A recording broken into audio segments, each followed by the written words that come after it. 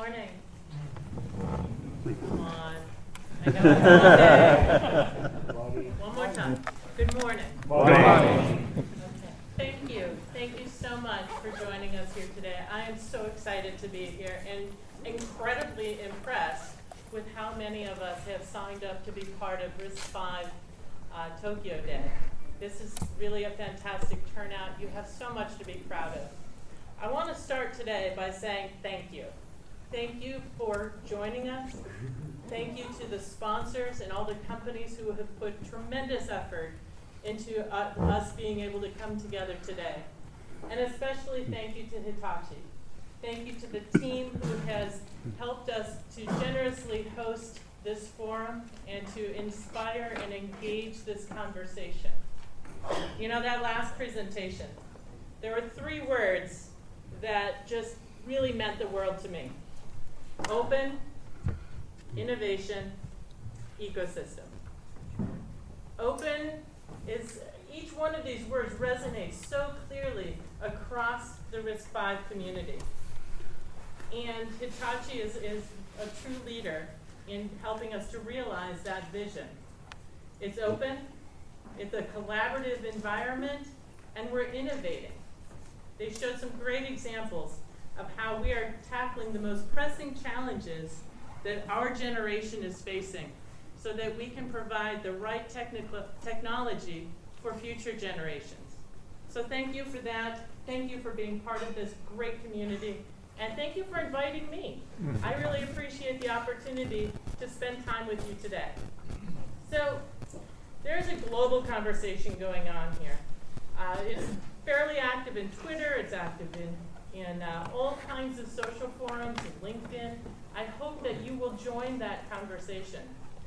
Before I leave the front page, try and follow me, follow the RISC-V Foundation. I should have added on this page, it's later on, the RISC-V Association here in Japan. That is where you will find the active dialogue to show the tremendous momentum and impact we are having in this industry. All right, I'll get past the first page. So let's take a small step back in history. Back in the 1980s, there was a processor war, right? There was a competition to see who was going to serve the general processing needs of our industry. These were primarily focused on servers and desktops. Some of those were considered portable, you know, with a handle on top. And that processor debate kind of landed with Intel. But workloads started to change, and we had a glimpse of where the future was going. We soon moved into mobile. ARM started to show that collaboration, innovation, and bringing things into a smaller size, not the 1980s cell phones, right? The 2 hands, kind of heavy bricks. But ARM started to take hold as a model for innovation, for collaboration. It was still a little bit, you know, of a high mountain to climb to engage and get involved. New demands are now demanding new architectures. Custom processing is now within reach of numerous companies, from the largest companies to the smallest, newest entrepreneurial startups. And that's something that we are seeing the world over. In every geo that I participate in discussions like this, I am hearing from new startups, students who want to start engaging in new frontiers because those new workloads demand custom processing. But why? Well, they have different constraints on the type of processing needed. They are looking at processing in endpoints, processing in data centers, processing that is very specific to the domain they're participating in. So this ushers in numerous fields of opportunity. With numerous fields of opportunity, there's a significant concern over fragmentation that we can accomplish through open collaboration to achieve innovation.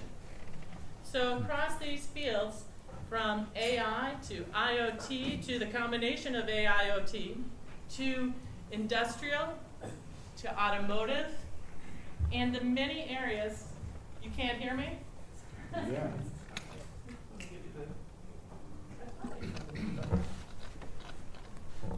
Can you hear me better now? How about now? Yes, we got some thumbs up. Thank you. So these are just a few of the areas that are exploding in growth and areas which many companies are diving deeply into. They're looking for a model to achieve those visions that allows for more limited investment than in the past, while alleviating some of that strategic investment risk. This is not just a technical decision. This is a decision, this is a strategy that is as much about the financial business case as it is about the technology. It is as much about the ecosystem of partners and supply chain as it is about the technology. I mean, it's a lot of fun to make something cool. It's even more important to make something that disrupts or engages a new industry. So why RISC-V? Many of you have come to this today because you are already really excited about RISC-V. So some of you may have deeper details on any one of these areas than even I do. First of all, RISC-V is a relatively, and I say relative to other architectures, new ISA. It was built more recently, right? It was started in the 2000s, and version 5, the 5 in RISC-V, was frozen in 2014. We started the Global Foundation in 2015 because we wanted to ensure that there was a vibrant community innovating on RISC-V. This is incredibly important as we look at the number of ways to innovate. By keeping the base ISAs small and simple, about 47 instructions, we can freeze that. That is important in hardware. I'll get to that in a second. And add on custom extensions, proprietary extensions, or open extensions to cultivate and develop an SoC that is perfect for the implementation you're looking for. It's open. Open means a couple of things. First, it means it's transparent. Anyone and everyone can see what's going on. And second, it's free. It's freely available for use across all industries. This alleviates some of the financial burden to getting started on this journey. This alleviates some of the concerns about the strategic durability, meaning, is it still going to be around in another 10 years, of the choices you make. It's open so that you can add those extensions. We're unlocking that architecture decision. So we together as a community, as a foundation, are managing the base ISA and putting forth extensions that you can build on. Our aim is to create many vertical examples that you can leverage for your designs. So the foundation exists for many reasons, right? First and foremost, it's a vehicle for collaboration and technical progress. We believe that collaborating together, innovating together, allows everyone to benefit from that. Don't worry, there's plenty of room on top of and around those base and extension ISA pieces for you to build your business. Second, it allows for great visibility of the entire community and all of the success that each of our members are making at a global scale. And global scale is important. Important as well is for us to collaborate locally, to include the Japan RISC-V Association as one of our sister organizations that we can collaborate with to ensure that we are participating in the dialogue locally. We'll get to that in a minute. Here's a bit of the global progress that we're seeing. Some of the headlines that we've seen around the world that we believe are showing the world that RISC-V is not just a choice that was made in a pocket of the industry. In fact, we're seeing it across many, many industries, and we're seeing great progress, great production, and dare I say, we're going mainstream. right? So anywhere from a small and embedded implementation to large-scale data centers and high-performance computing. And ISA is not regulated or restricted to only a pocket of an industry. In fact, it is up to you and your implementations on where that can be found. There's tremendous progress being made right here in Japan. And we have a few slides on that, ranging from research and implementations going on across many different fields. And by the way, all of these charts are already posted. I commend the team here for getting the charts up on the website already. So please feel free to share and leverage those. We're also seeing deep engagement from universities. One of the things I caught in the Hitachi presentation was the great collaboration that's going on across both corporations and universities. That is a fantastic area for innovation and seeding the next generation on this architecture, whether it is from specific projects and research or all the way over to ensuring that we have a curriculum that serves the university students. We see corporations, companies making incredible progress. Here's another example from here in Japan. So ensuring that we have software as part of that ecosystem is a huge area of investment across our membership and within the foundation.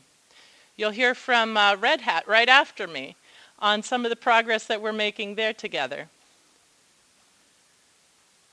So looking at this at a kind of a national imperative level, right? Here's another example from Japan where we're seeing the research and grants that are being kind of given to RISC-V focused initiatives really taking hold. We're seeing this around the world. In fact, it's so common now for us to see state-level investment in the architecture that we're starting a RISC-V national-level partnership MOU program. This means that we have countries that are declaring RISC-V a national architecture. Wow, that's pretty incredible, right? I invite Japan to be part of this. Part of the new program will include ensuring that we are helping to supply and provide some common curriculum, helping to see that we are amplifying the great investments and great progress that's going on in that country. This is one example where we're seeing a great collaborative approach going on in Japan. Further, we're seeing implementations from IoT to cloud, Amazon Web Services here. So we're seeing that SHC has taken an investment position to really kind of help with the IoT cloud paradigm. Here's an example of some of the many services that we're seeing around the world. And I would like to share, this is a Japan specific, but I would like to share that RISC-V Foundation is a great vehicle for collaboration at a global level. Not just within and between Japan companies, which I think is fundamentally important as well, but this allows that growth opportunity to extend beyond. This is a snapshot of some of our membership today. And this is a chart that is pretty much always out of date. We are continuing to grow our membership around the world and within specific domains and verticals and industries. So this is an area that we are excited to amplify the continuation of growth in Japan. And we have, I guess it's one more slide after this. But as we continue to cultivate that growth, we are not seeing a slowdown at all in how the membership feels about the value they're getting out of the foundation. So here's a bit of a snapshot. As you look at this, I would note that we have about 100 companies who are less than 500 employees. We're seeing this as a great investment area for small companies, startups, and we're seeing that globally. We're also seeing a proliferation of individuals. Individuals are some of our our strongest advocates. They're very active in local and regional communities. They're very active in progressing research and progressing new and innovative contributions that we see at both the hardware and software levels. And we're very impressed with their contributions. We're seeing continued growth in universities. We have many universities around the world who are looking for ways to collaborate, not just on research, not just with corporations, but to share and proliferate the curriculum that they're using to teach their students. This is a snapshot of the several of the companies in Japan who are members of the RISC-V Foundation. And this is a snapshot that doesn't include all the individuals that we have here too. If you're not already a member of the Global Foundation, I encourage you to sign up. It is something that will help you to commercialize your offerings. It will give you credibility and opportunity to dive deep in driving the strategy forward with us. And there are many areas in which to do that, from both a technical level as well as a business level. We're getting a tremendous amount of visibility. Again, please join the conversation if you have not already. And this conversation is, sort of the public one, right? The public visibility of the progress of our community. So why is the Global Foundation important to our members? These are the 6 programs that we are cultivating, investing in, developing, and collaborating on to better serve our members' needs. First and foremost, it's technical delivery, right? We want to ensure that we have the base foundation building blocks that are most important to our members. So now that we've got the base ISA done, we are using the foundation working groups to continue to cultivate extensions, open extensions that you can use to build on top of that base ISA. We are cultivating groups around security, around safety, around domain-specific areas like HPC. These are important areas to engage in and for us to host at a global level because we want to avoid any of that fragmentation. Compliance and verification, a close cousin to technical delivery. So compliance and verification is there to ensure that what you produce or what you pull together in an SoC is compatible and interoperable with the other parts of the ecosystem. Next is visibility. Visibility are events like this. It's press, it's analysts, it's social media, it's blogging. It's amplifying the progress that members are making in this space. This is not about telling foundation news. That's perhaps the least interesting. The most important news is the progress that each of us are making in the industry, in our specific geos, in our specific industries, in our specific domains. The 4th area, learning and talent. This comes in 2 flavors. 1, universities, and as I mentioned, ensuring that we have common curriculum that we can share across numerous universities. And then 2nd, in professional training and development. For those who have already embarked on their journeys in semiconductors and cores, we want to ensure that there's training available from the very early intro levels to deep dives on specific areas and make that available as a professional training resource. Next is advocacy and outreach. So advocacy and outreach pretty much entails engineers talking to engineers, right? We are building communities where we create that dialogue and cultivate and provide a forum for overcoming challenges, meeting one another in person, eliciting the best starting points for each of those engineers to come onto their RISC-V journey. And that includes meetups. We have many meetups around the world. Finally, marketplace. Marketplace is kind of where the commercialization story comes in. This is not the part where the foundation takes a cut or a royalty model.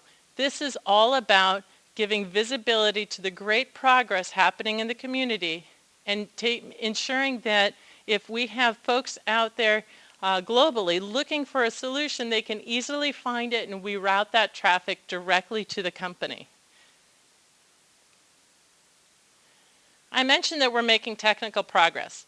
We have more than 20 work groups and task groups and committees that are progressing along these journeys. These are important to every implementation, and many of them are very key to the progress folks are making in developing an SOC. If you are interested in any of these areas, I do hope you'll engage and get directly involved with the work groups. They're extremely busy and making strategic decisions on behalf of the community. This is some of the visibility that we're seeing specifically in Japan. So these are the opportunities for you to get to know your peers at events like today and events like you see here. So whether it's a meetup or at another industry event that is inclusive of RISC-V, I hope you'll be an active member of the community because we need your voice. I mentioned curriculum. Curriculum is important, and having things available in local language, in this case in Japanese, is fundamentally important. So you see this happening with books and as part of the curriculum here in Japan. This is one in particular. I love the note on the bottom. 50 copies were purchased by the National Institute of Technology college libraries. My understanding is most of the time these books are checked out. So we invite you and encourage you, grab a copy when you see books like this available. They are extremely useful. Here's another example. Oh, here, this is the one. All 5 copies, always checked out at the University of Tokyo Library, right? So having local language support accelerates the path to learning, and we appreciate that and are really grateful to see these coming out in Japanese. I mentioned that we have meetups around the world. If you have colleagues in other regions of the world, please invite them to engage and to join the 2,000 people who are already active in the meetup community. You'll find more information available on Japan-specific events through the Japan Association site. Finally, I mentioned Marketplace. We've just recently redone the Marketplace area on the RISC-V Foundation website. Here's where if you're searching for a specific type of core, you can look at all the different things that have come to market and connect directly to those. So it's also a great resource for tools and other things to help you on your development journey. So the foundation is very important. I believe that these 6 programs are most successful when executed by a community, by a foundation like ours. We are party neutral to everyone, but we are deeply interested in everyone's success. These are programs that, sure, one very large company could implement on their own, and many do, but they're more successful when there's that collaboration opportunity, when there's that shared dialogue with others who are involved in the supply chain, involved in design, involved in production. So we believe that by acting as party neutral to this great community, we can provide these 6 programs at a global scale. That accelerates your journey, it reduces your investment, and it reduces your investment risk as well. You can rest assured that RISC-V is here for the long-term future. So again, please join the conversation. This is the most important part of the presentation. Today will go away, but where will you go tomorrow to continue the conversation on RISC-V? This is how I invite you to engage. Through Twitter, you can follow the Japan Association, the Global Foundation. You can follow me. I tweet a lot. You can also follow us on LinkedIn and the 2 websites that are listed here. So thank you so much. I appreciate the opportunity. I'm honored and humbled to be part of this community, and I'm so excited to see the energy in Japan for RISC-V. Thank you.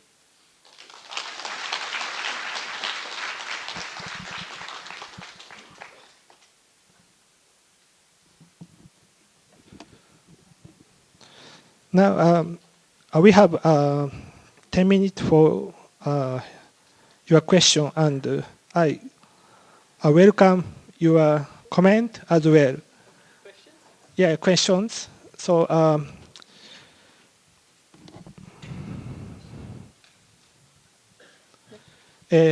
今から質疑応答の時間を取りますので、またコメントも歓迎いたしますので、どうぞ質問の前に、名前と所属を言ってから質問してください。Please ask question after saying your name and affiliation. いや、いいですか。My name is Yasushi Fukunaga from Nidec Company, the motor company in Japan. And my question is that we are promoting a lot of our product to China. And my anxiety is that the Trump will inhibit to open architecture to the Chinese private company like Huawei. How about your movement? So the question is about our leadership in America. I understand. It is a tough time to be proud of our leadership. I apologize. So first, I have good news. We are moving to Switzerland. We are moving the incorporation of RISC-V Foundation to Switzerland. It's in progress. It's taking a long time. I've talked to too many lawyers, and it is expected within the next 6 to 8 weeks that we will have final approval. Moving to Switzerland has nothing to do with the American company's ability to interact with Chinese companies. American companies are not moving their incorporation, so they still must abide by whatever restrictions are placed on American companies. However, this reduces the anxiety of companies around the world in leveraging RISC-V with their global supply chain, with their global cooperation and partnerships around the world. None of our Chinese members have left. In fact, more are signing up. In November, we will have an event in this little town that has gotten big called Shenzhen. And we expect that you will hear a lot more noise about the progress of RISC-V in China. Right now, as a US foundation, there are 0 restrictions on any company around the world in using RISC-V in their implementation because it is open source. It is not, open source is an exception within the US export regulations. You see that across open source software. It is true for open source hardware. So there are no restrictions on leveraging the IP. We are reducing the anxiety, risk, and accelerating investment by moving the foundation. So I'm happy to go into more crazy detail if anyone is interested one-on-one. But we are very aware of sort of the hesitation that we have been feeling because of that leadership. So, thank you.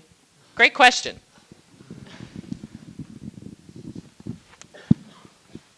Any question from floor?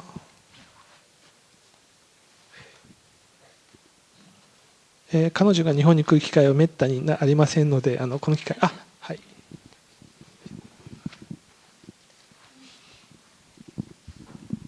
Hi, so my name is Yasuda, Yutaka Yasuda, and I'm working at the Kyoto Sangyo University.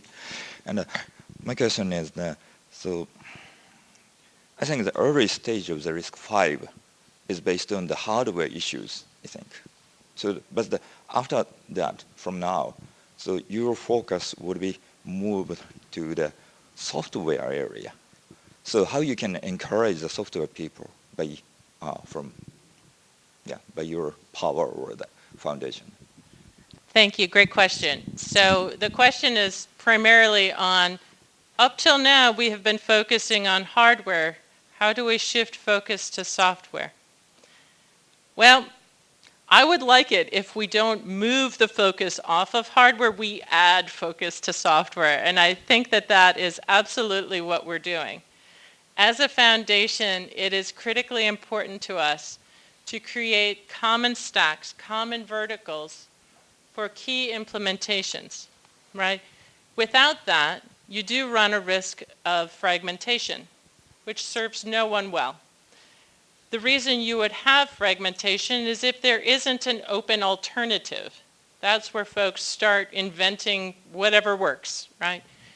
So we invite you, if you are one of those software companies that sees a missing piece, come, engage with us, propose your path, and perhaps that is the one we adopt at a global level.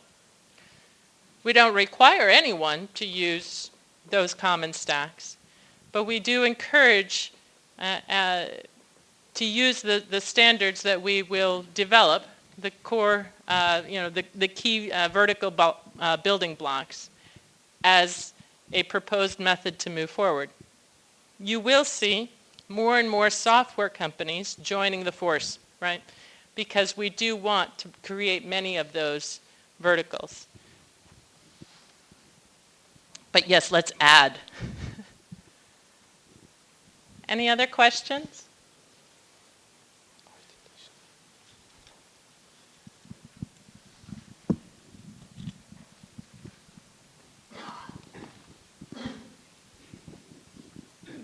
My name is Junshika, working for the Shincom. My question is because you start from the in the 80s, we have the processor war. So a lot of architecture was rising and falling. And also you mentioned about the this is the open door for the customized hardware processor. So now my question is RISC-V is new start point of the new processor war, or no more war, just competing some other already established one? Which one do you see? Are we at war or not? Yeah. Can we all just be friends? Yeah. Yes, I understand. So it's a great question. I don't think that we necessarily need a processor war. We are not going back in time to debate general purpose computing. I believe that RISC-V is generally used as the companies and organizations look to the next challenge. Those next challenges are huge and growing fast. And those next challenges, AI, IoT, automotive, industrial, some of the cloud pieces, right? They are the ones most demanding that custom chip. We do not see so many companies looking backwards and saying, you know what, I'm going to throw away all of the investment that I have made in Intel or ARM or any of the other options, and I'm going to rip out all of that investment, all of that talent, all of that ecosystem, and replace it with RISC-V. It could happen, maybe down the road that there's some of that going on, but I see the most investment today going towards new workloads of tomorrow. But we are an open source foundation. It would not be very nice of me to declare war. Thank you. 他に質問はございませんか。I am Penlu of Fujisoft. Thank you for the very good presentation. And actually, we are a distributor for overseas vendors, so we have now already have like Rimbus as our partner. We also have Andy's BlueSpec as a partner. We are promoting the RISC-V, the school technology in Japan. But actually, my opinion is the Japanese companies and the Japanese customers always really, frankly, it's kind of slow. So when I talk about the RISC-V to my potential customers, when I introduce like the products from Indies, from Rembas to our customers, they always have concern about the design win because it is pretty new technology, and they always have the question like, has anybody else already used it, or other real products have been adopted by the RISC-V? So I'm not sure if I can get any help or advice from you to how to deal with this situation. The most, so the question is, how do we show market traction? Yes, how to make the Japanese customers confident. Research, project on the side, not interesting if you're trying to make a strategic deal as you do. So the challenge is in numbers, right? I don't know how many of you have gotten to go to the boss and say, hey, I have a cool idea, can I go for it, without having numbers, right? We are working with two different organizations now to show not only what is the present traction of RISC-V in market, but also what is the opportunity ahead for RISC-V in particular verticals and domains, right? Showing that opportunity helps to build business cases where the boss is like, wow, you have numbers. This is great. Let's do it. And that is fundamentally important. I would point to, in the interim, NVIDIA. They are shipping RISC-V with all of their GPUs today. Western Digital, they've made a commitment of like 2 billion cores to RISC-V. Granted, these are some of the controllers within their larger projects. They're not replacing the GPU, as I articulated earlier. Replacing the GPU or the general purpose piece or the GPU is not always the first path. But RISC-V is gaining traction quite rapidly. And those are a couple of the big names that I would point to as making firm commitments. Thank you. 他にありますか？あと一つ最後に誰か質問をされたい方はいませんでしょうか？ So I will be here all day. I don't have sign-up forms on me because we do them all electronically, but if you are not already a member of the RISC-V Foundation, please find a way to sign up. If you need help to talk to the boss, let me know. I'm more than happy.